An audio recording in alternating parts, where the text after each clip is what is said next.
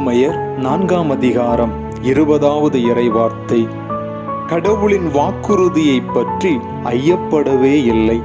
நம்பிக்கையில் அவர் மேலும் வலுப்பெற்றார், கடவுளை பெருமைப்படுத்தினார்.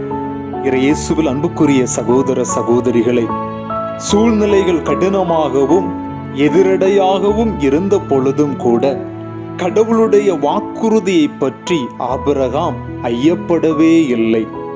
ஆனால் நம்பிக்கையில் மேலும் மேலும் வலுப்பெற்றவராக காணப்பட்டார்.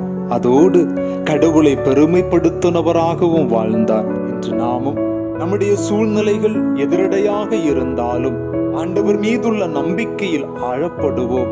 நம்முடைய வாழ்வின் நிமித்தம் கடவுளை பெருமைப்படுத்துவோம். நிச்சயமாக அவர் நம்மை ஆசீர்வதித்து உயர்த்துவார். ஆமென்.